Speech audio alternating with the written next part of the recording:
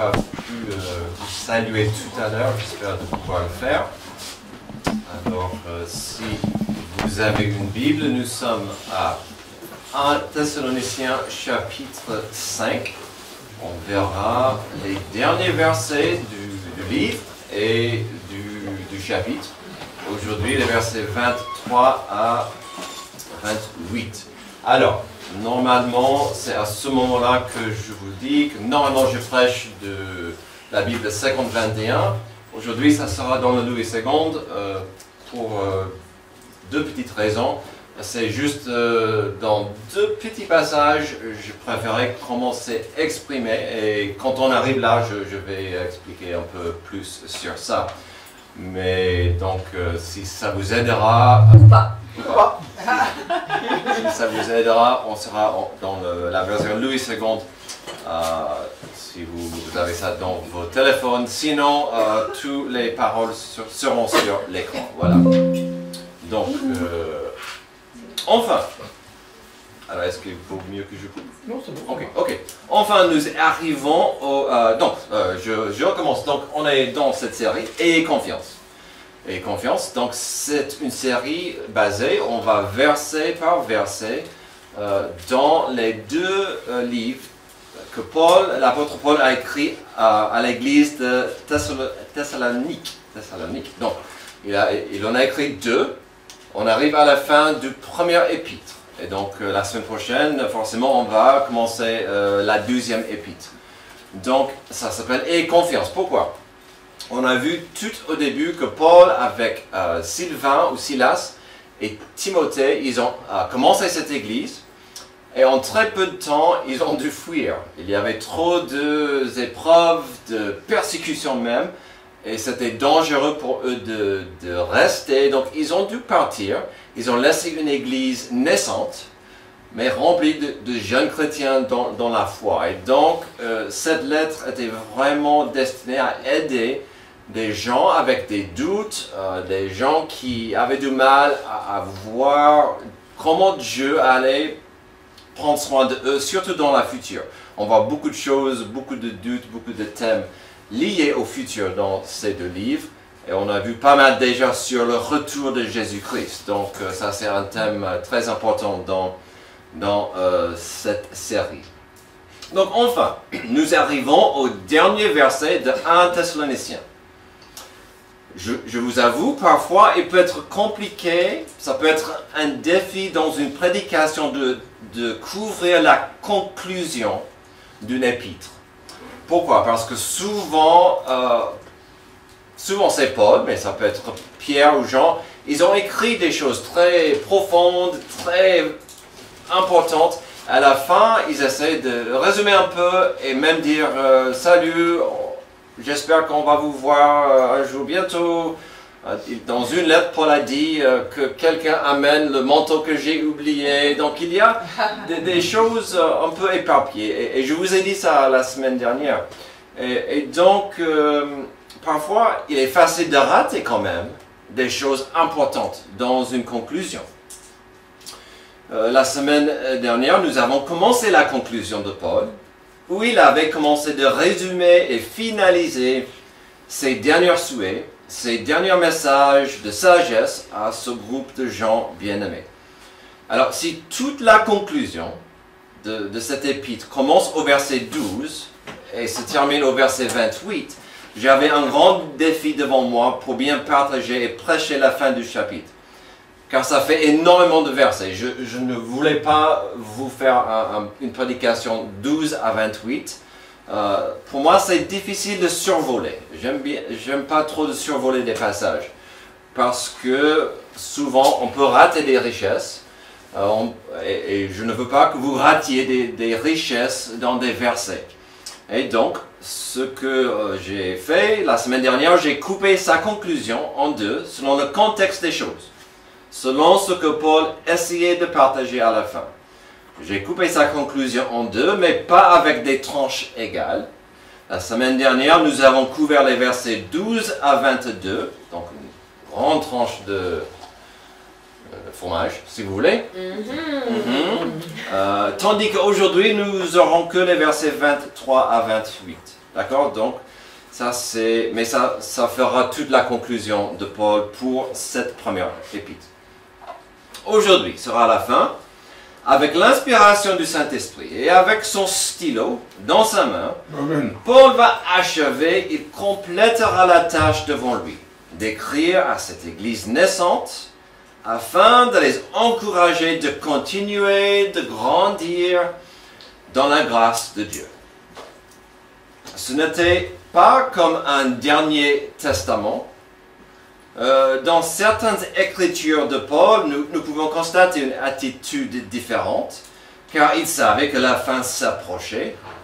Mais n'oublions pas que dans ce cas, Paul voulait rentrer à Thessalonique et à cette église dans un avenir proche. Donc, cette conclusion ne sera pas comme un dernier testament.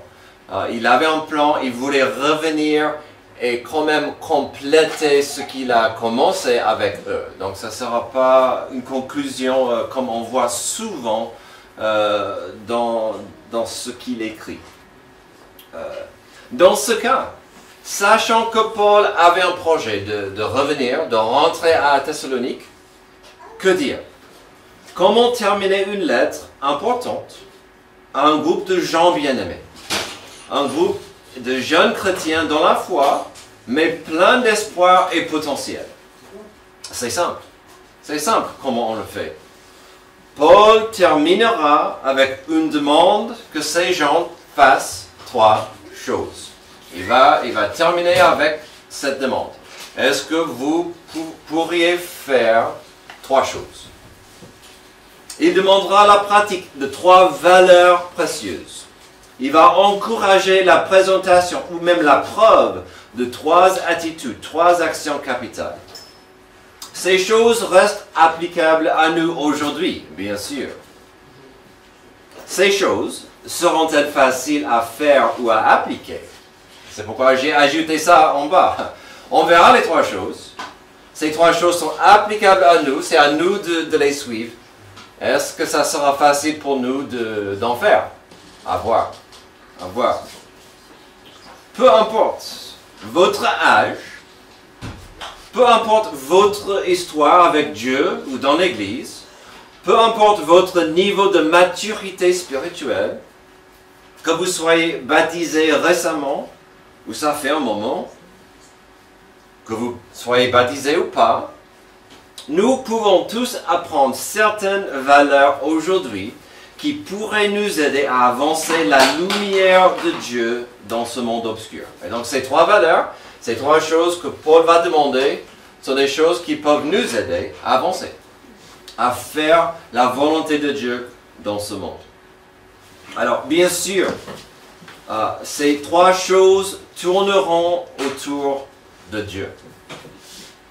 Ils vont tourner autour de Jésus-Christ. Jésus-Christ doit toujours rester au centre de notre attention, de nos passions, de nos affaires, de nos vies.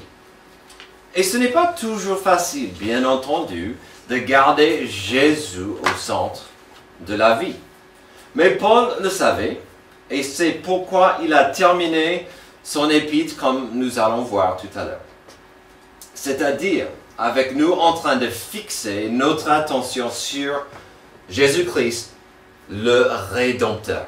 On parle énormément de la rédemption dans cette église. Pourquoi? Parce que Jésus-Christ est venu pour nous racheter de l'esclavage, de la mort et du péché. Et donc, Paul va continuer de dire, gardez votre vision, vos yeux sur Jésus le Rédempteur. Mais plus que ça, de faire en sorte que nos décisions passent par le filtre d'un disciple. Ce n'est pas facile d'être un disciple. Un disciple doit être, si je peux utiliser le gros mot soumission, soumis. Un disciple doit être soumis à son maître. Il va le suivre, il va essayer de faire la même chose que lui, d'appliquer ce qu'il enseigne. Et donc, nous, on veut que cette église soit une église remplie de disciples de Jésus-Christ. Amen. Et donc, ce n'est pas facile, ce que Paul va demander, mais on verra que c'est faisable. Alors, je ne peux pas voir dans vos cœurs. Peut-être c'est une bonne chose. J'aurais pas envie de voir dans vos cœurs vous n'auriez pas envie de voir dans le mien, bien entendu. Je ne peux pas dire si tout le monde ici soit un disciple de Jésus-Christ ou pas. Mais nous allons voir 3 choses qui peuvent nous aider à voir où nous en sommes. Si vous voulez de prendre sa température spirituelle. Est-ce que j'ai de la fièvre? Est-ce que je dois voir un médecin? Donc aujourd'hui, ces choses vont nous aider à prendre notre température. Donc la première chose sera ceci, que nous essayons notre mieux afin d'avoir dans nos vies une manifestation profonde de sa présence.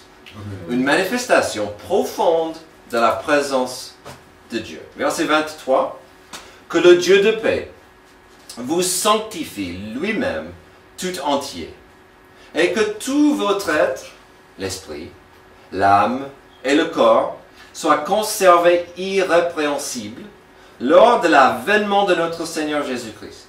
C'est lui qui vous a appelé et fidèle, et c'est lui qui le fera. Alors, j'ai dit tout à l'heure, aujourd'hui on est dans la Louis II, parce qu'il y avait 2 petits passages où je préférais comment c'est exprimé. La première chose, c'est que le mot sanctification au milieu du verset 23. Il dit que le Dieu de paix vous sanctifie. D'autres versions parlent de la sainteté. Il n'y a pas une différence énorme, ce n'est pas grave, ça ne changera pas grand-chose. Mais ici, on a beaucoup parlé de la sanctification récemment. La sanctification, c'est tout simplement la notion de devenir plus comme Jésus, de devenir saint. Amen. Et donc, c'est souvent pour nous, on parle du chemin de la sanctification. Il y a un chemin, c'est un processus. Ça n'arrive pas comme ça, malheureusement. Donc, puisqu'on parle beaucoup de la sanctification, on verra ça tout à l'heure. Mais, la notion, notre premier point, qu'il y ait une manifestation profonde de sa présence. Qu'il y ait une manifestation profonde de la présence de Dieu dans ma vie. Et pour en parler, Paul a utilisé un langage plutôt fort ici. Je ne sais pas si vous l'avez vu. Les mots comme totalité, entière, 100% viennent à l'esprit avec le langage dans sa première phrase. Il a dit que le Dieu de paix vous sanctifie lui-même tout entier et que tout. Et après, il va faire une liste. Donc, il parle de la totalité des choses. De donner 100%, c'est beaucoup. Mais, qu'est-ce qu'il dit? Que la présence de Christ soit évidente dans tout votre être. Eh bien, c'est pas facile ça. Voyons comment Paul a expliqué cette notion de la totalité de notre être. Il a commencé avec le mot esprit, que Dieu vous sanctifie tout entier. Commençons avec tout votre esprit. Le mot dans le grec vient de pneuma, donc peut-être vous comprendrez vos pneus, d'accord? Ça vient de pneuma. Dans le grec, la définition d'esprit, Alia, t'es prête? La définition d'esprit, c'est esprit. Wow. Mais aussi vent ou souffle. D'accord? Donc, esprit, vent ou souffle. Donc, il y a ici la souffle de vie. Mais il y a un niveau présent, spirituellement, qui est donné par Dieu. Toutes les créatures vivantes ont un souffle de vie. Mais ceci part de cette souffle de vie qui pourrait nous lier avec Dieu. Donc, c'est vraiment, vraiment profond au niveau spirituel. Dans un contexte théologique, pneuma signifie souvent la force ou la présence immatérielle et vivifiante de Dieu. C'est un terme clé dans les discussions sur la vie spirituelle, la régénération et l'inspiration divine. Et donc, si vous voulez, avec le thème de 10 heures, c'est au moment du salut, la naissance, la nouvelle naissance spirituelle, c'est ça qui prend vie. Il y a cet esprit qui est maintenant lié à Dieu. Passons vite au prochain mot pour qu'on puisse les comparer et voir des différences, car à première vue, ils sont pareils ou trop interchangeables. L'âme. Dans le grec, ça nous donne le mot psyché. Je ne sais pas si je l'ai bien dit. Ce mot aurait des racines ou des liens dans certains de nos mots modernes comme psychologie, psychose, etc., etc. C'est la psychologie, psychose, psychiatre. Voilà, merci. À la base, ici, l'âme veut dire le centre des affections et la volonté de la personne. Ou tout simplement la vraie personne elle-même. Souvent, on dit le cœur de la personne. La personne elle-même, le centre de ses affections, sa volonté de la personne. Donc, quelle est la différence entre les deux? L'esprit, le pluma, c'est notre souffle de vie et il s'agit de ce qui rend possible une connexion avec Dieu.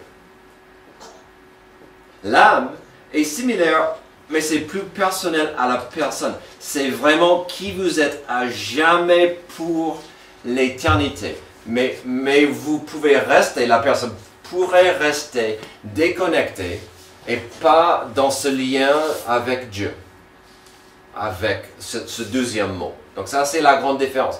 Et donc ça revient à notre sujet de tout à l'heure. Si on est adopté ou pas de Dieu, si on a reçu la naissance nouvelle de Dieu ou pas. J'espère que dans le contexte de ce passage, vous pouvez comprendre des différences entre les deux.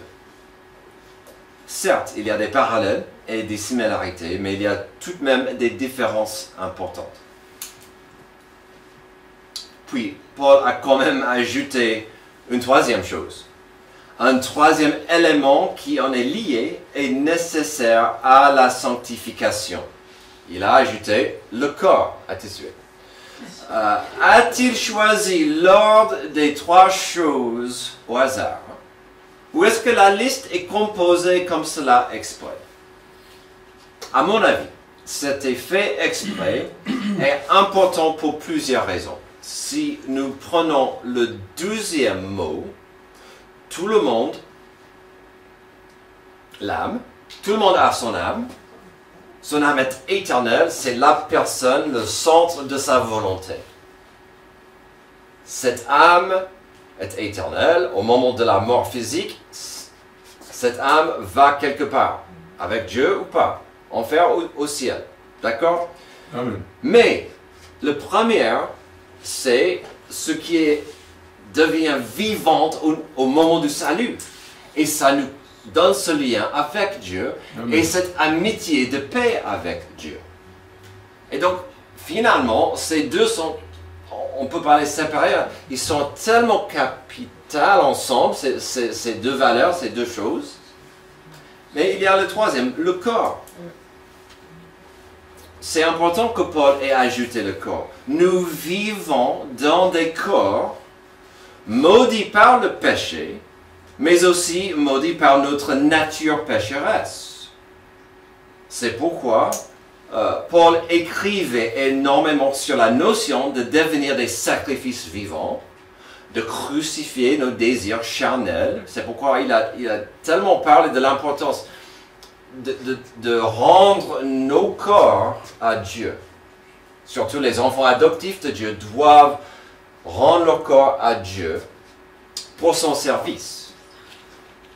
Mais à quoi ça servait-il si l'âme, le cœur et l'esprit n'est pas d'accord?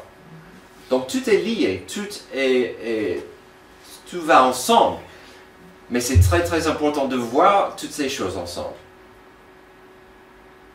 Et donc, qu'est-ce qu'il a dit? Revoyons le verset 23. Que le Dieu de paix vous sanctifie lui-même tout entier, et que tout votre être, l'esprit, l'âme et le corps, soient conservés irrépréhensibles lors de l'avènement de notre Seigneur Jésus-Christ. Il voulait que eux soient Il voulait que vous soyez consacrés à Dieu 100%. Et pourquoi? Il revient encore à ce sujet tellement important que nous avons vu à la fin du chapitre 4 et le début du chapitre 5, c'est-à-dire le retour de Jésus-Christ. Il dit que vous soyez 100% consacrés à Dieu. Pourquoi? Que vous soyez irrépréhensibles lors de l'avènement de notre Seigneur Jésus-Christ. Jésus revient. Il revient pour vous. J'estime que ça serait une bonne chose que vous soyez prêts. Que vous soyez consacrés. Pas dans la honte, mais dans la joie que Jésus est là pour moi. Amen. On voit et je sais que j'en reviens souvent, mais quand on comprend Genèse 1 et 2, et le pourquoi de notre existence, c'était d'avoir notre âme et notre esprit et notre corps dans une relation de paix et d'harmonie avec Dieu et avec nous-mêmes, on comprend notre raison d'être. Genèse 3 arrive, le péché a détruit, a déchiré, a totalement ruiné tout ça. C'est pourquoi il nous faut un rédempteur. C'est pourquoi on voit l'importance d'être consacré à Dieu, pour que nous soyons dans la paix avec lui.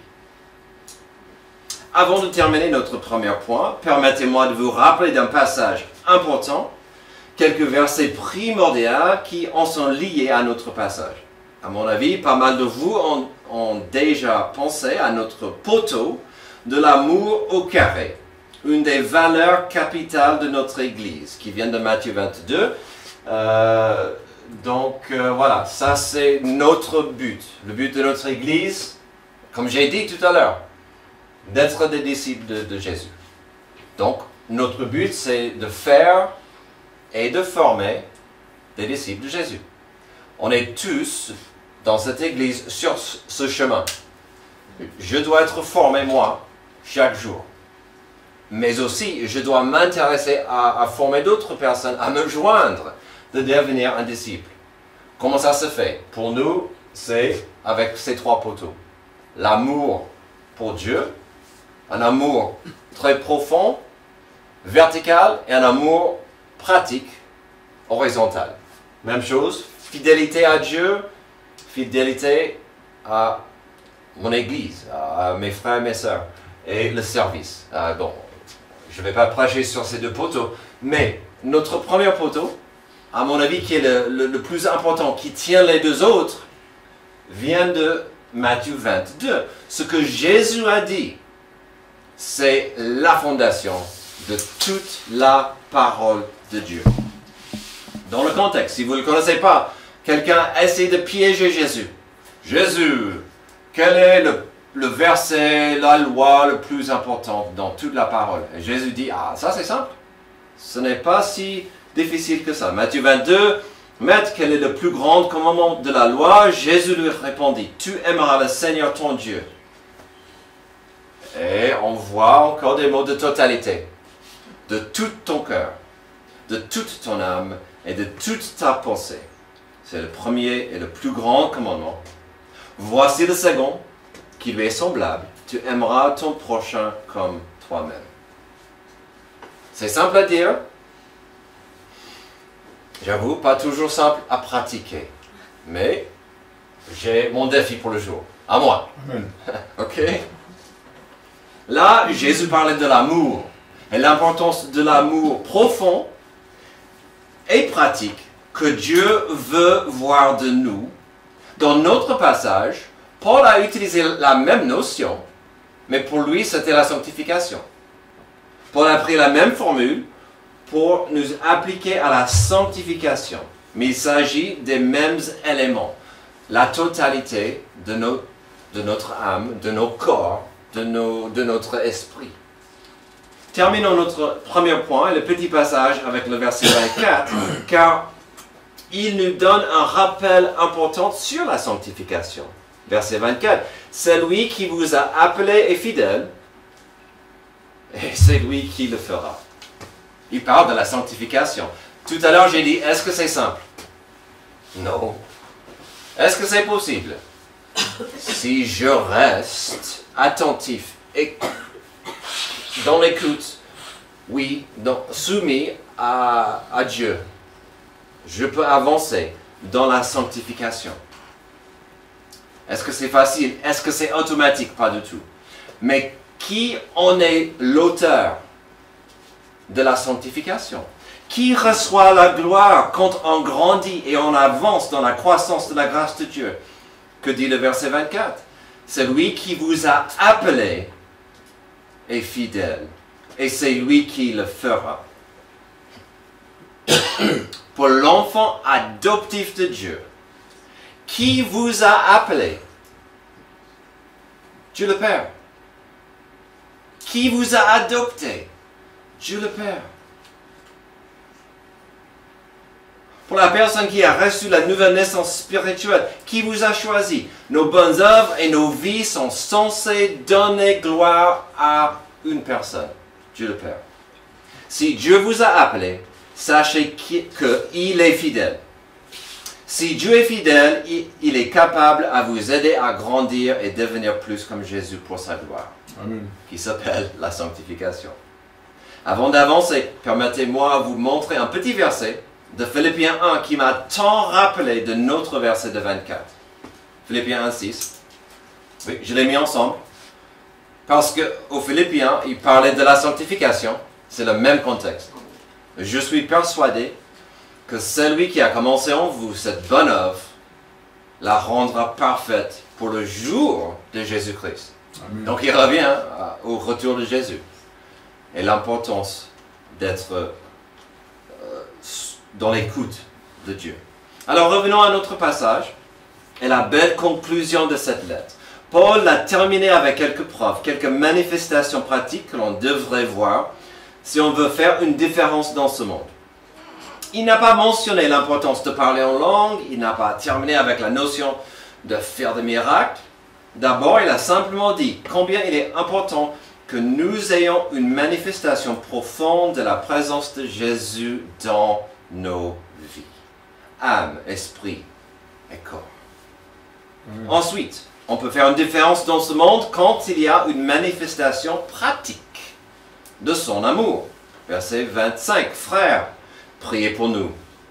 Saluez tous les frères par un saint baiser. Alors, le mot amour n'est pas donné ici. Mais ce n'est pas difficile de trouver l'amour dans le verset 25 et le verset 26.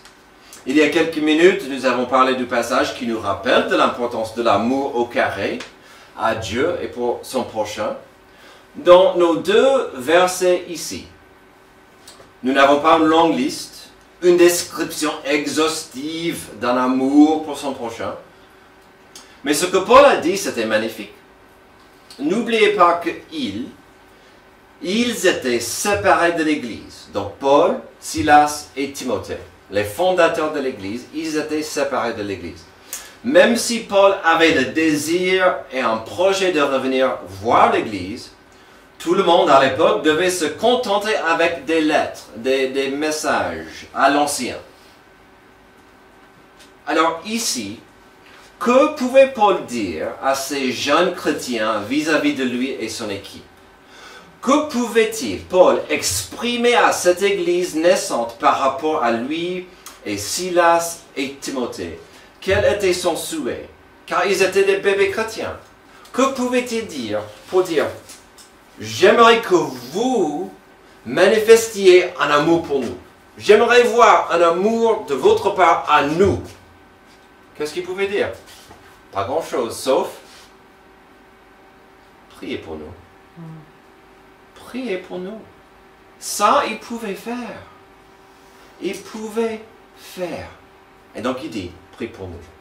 Vous ne savez pas ce qu'on est en train de subir, mais priez pour nous.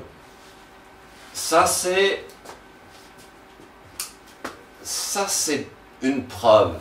Ça, c'est un geste tellement pratique, tellement basique de votre amour pour quelqu'un d'autre.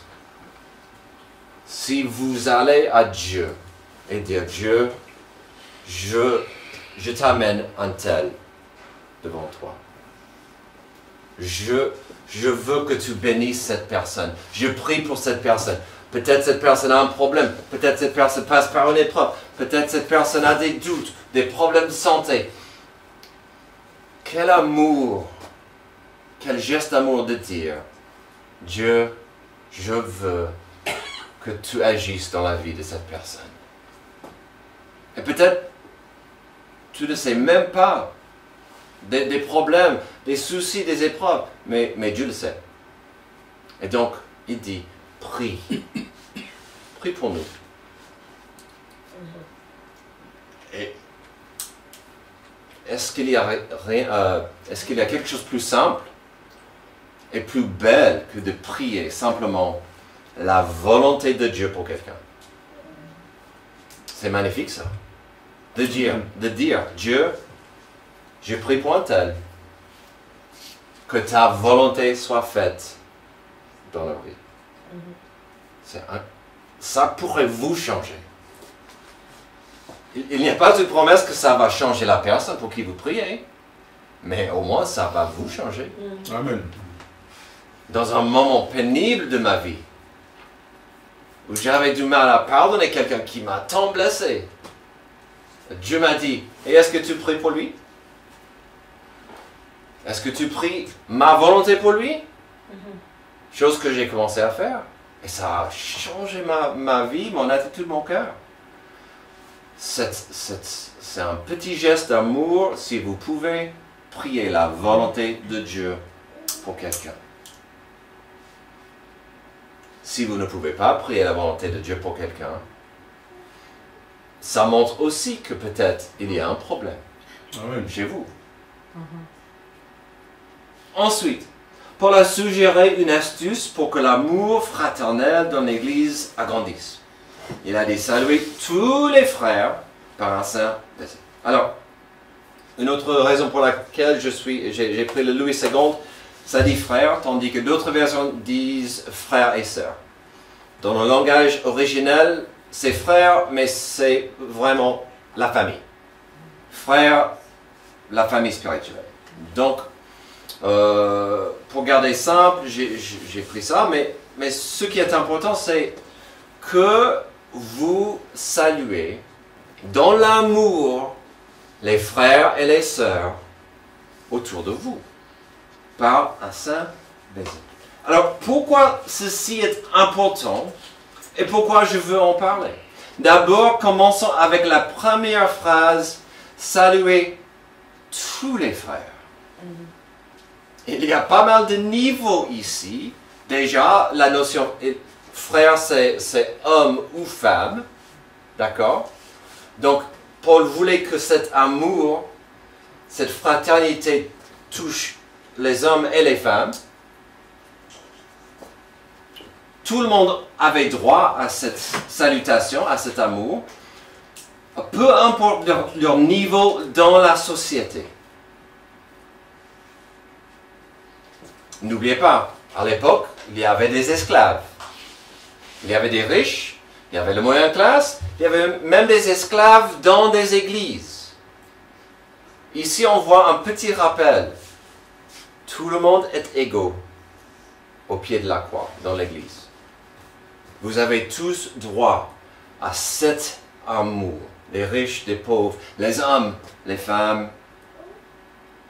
Aussi tous impliqués, à mon avis, des frères et des sœurs en Christ en dehors de l'église locale. Il y avait ceux qui étaient là dans l'église. Il y avait d'autres gens dans la ville ou dans les villes à côté. Il dit, ayez cet amour, partagez cet amour les uns avec les autres. Qu'il y ait ce lien d'amour.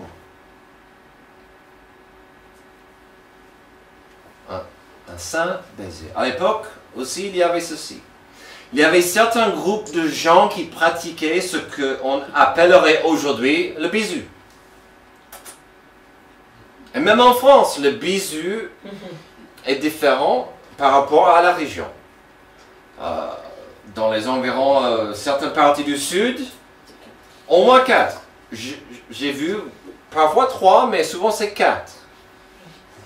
Et si vous êtes de Paris, vous descendez. On attend les 2 autres. Les 2 sont pas suffisants, ils vont le dire. Hein, où sont les 2 autres? Donc, c'était plus ou moins le bisu. Ok, soyons clairs. D'accord?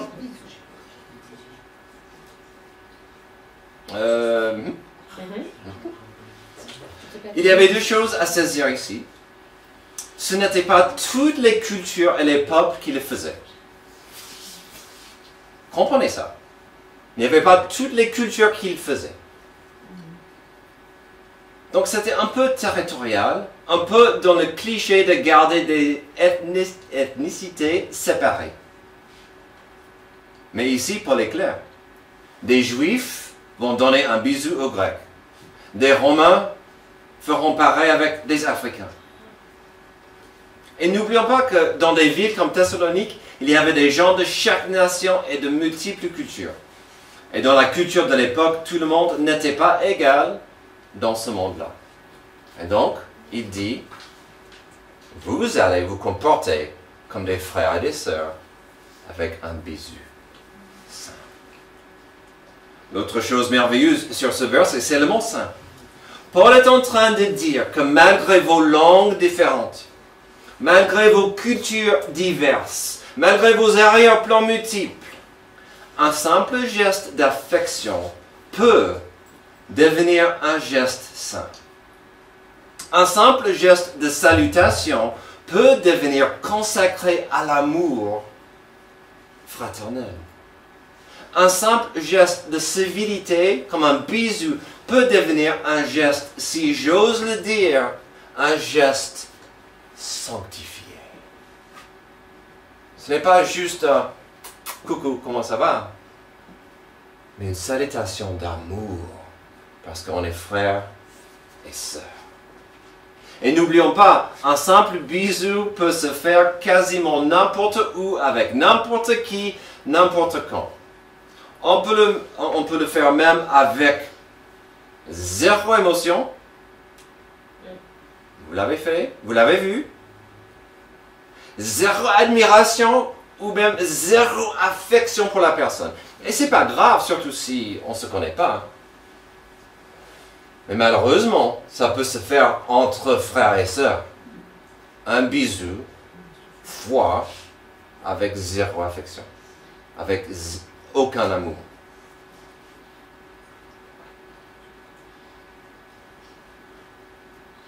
Oui. On peut le faire avec quelqu'un quand ça ne va pas très bien avec eux. Où l'amour fraternel n'est pas sain. Alors, Judas, c'est le meilleur exemple. Mais j'ai vu ce problème dans des églises où il y a un bisou entre des gens qui ne s'aimaient pas. Ici, Paul est en train de dire que ceci peut devenir un geste pur et dédié à l'amour au carré. Terminons avec notre dernier conseil, notre dernier trésor pratique que Paul a laissé. On peut faire une différence dans ce monde quand il y a une manifestation profonde de sa présence. Ensuite, nous avons vu l'importance d'une manifestation pratique de son amour. Finalement, voyons dans nos vies une manifestation pratique de sa grâce. Verset 27. Je vous en conjure par le Seigneur que cette lettre soit louée à tous les frères, que la grâce de notre Seigneur Jésus-Christ soit avec vous. La semaine dernière, nous avons vu le mot grâce. Pour le mieux comprendre, nous avons vu 2 de ces définitions. Et j'ai dit que c'était mieux d'utiliser les 2 définitions que nous avons vues pour notre passage. Donc rien n'a changé. On va les revoir. Faveur accordée à quelqu'un pour lui être agréable, ou don ou secours surnaturel que Dieu accorde aux hommes pour leur salut. Personnellement, souvent, comme définition simple, je dis la grâce biblique, c'est l'idée toute simple des bienfaits ou des bénédictions de Dieu que nous ne pouvons pas mériter. Amen. Dieu nous bénit, mais c'était imméritable. Je n'ai pas mérité cette bénédiction. Amen. Au verset 27, nous voyons un peu la première définition de grâce. Paul ne voulait pas que l'Église garde cette lettre pour eux-mêmes. Elle était trop riche, trop précieuse, trop utile pour aider des gens à grandir dans le Seigneur. Et donc, la beauté du verset 27 contient deux niveaux. Ça pourrait être destiné pour tous les membres de l'Église locale. Et quand je dis tout, il pouvait y avoir des gens qui étaient absents pendant un moment. Et donc, Paul voulait qu'ils prennent cette lettre et qu'ils partagent avec ses membres qu'on n'a pas vu depuis un moment. Parce que c'était de l'encouragement. Ou comme j'ai dit tout à l'heure, ça pourrait être aux chrétiens un peu plus loin, dans les banlieues de la ville, qui avaient du mal à entrer et venir. Mais la notion c'était partager. Je vous ai envoyé cette lettre, elle est remplie de bonnes choses. Partagez-la.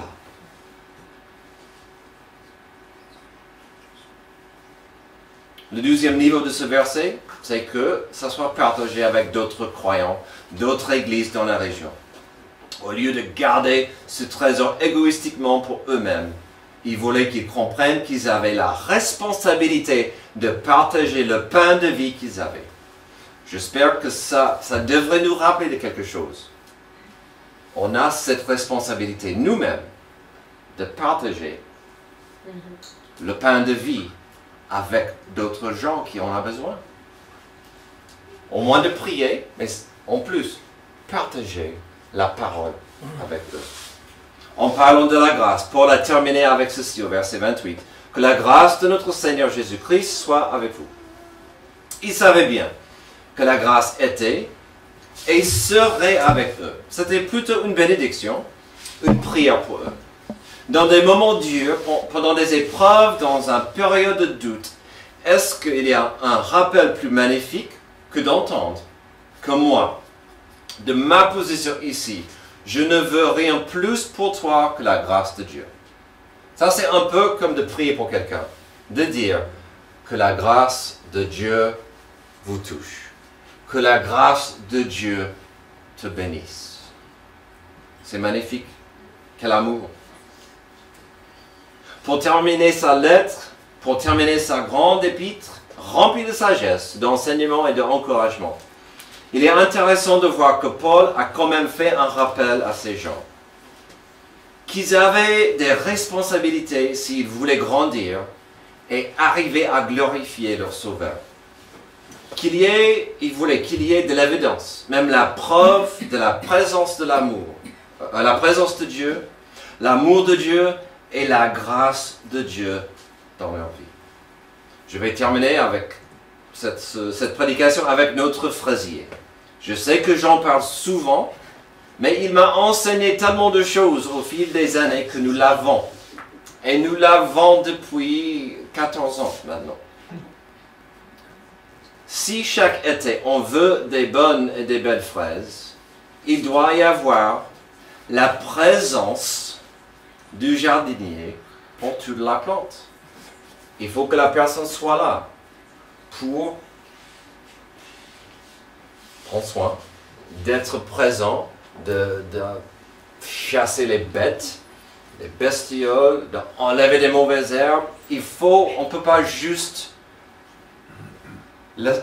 rester loin de la plante. Il faut la présence de la personne. Ensuite, vous allez me dire, oui, mais tu as parlé de l'amour. Est-ce que tu montres de l'amour pour ton fraisier? Au moins, alors, si un jour je vois ma femme en train de chanter un chant d'amour au fraisier, ou moi, de la poésie, il y aura un problème. Mais, pour en profiter, pour prendre soin, il faut en prendre soin. Et quand on prend soin de quelque chose, ça c'est un signe d'affection, d'amour. Et j'aime les fraises. Au moins, il y a une tendresse et une compréhension de fournir les besoins de la plante. C'est pourquoi j'ai montré cette photo d'hier. Ça c'est le fraisier. Et ça c'est un grand besoin pour cette plante, maintenant, d'être protégée dans cette période. De la grâce, l'amour, la présence, l'amour et la grâce. Des bienfaits qu'une simple plante ne mérite pas. Cette plante ne mérite pas le bienfait qu'elle reçoit. C'est vrai. Mais pourquoi on le fait? Pour l'accomplissement correct de la raison d'être du fraisier, de porter du fruit. Nous existons, et la Bible en est claire, afin de porter du fruit pour notre Rédempteur. C'est notre raison d'être. Porter du fruit, glorifier notre Créateur, notre Rédempteur. Fermez les yeux. Avant que je prie, j'aurai juste une simple question à vous poser. Fermez les yeux, baissez les têtes. Nous avons vu quelques évidences, quelques preuves pour prendre la température spirituelle. Posez-vous la question.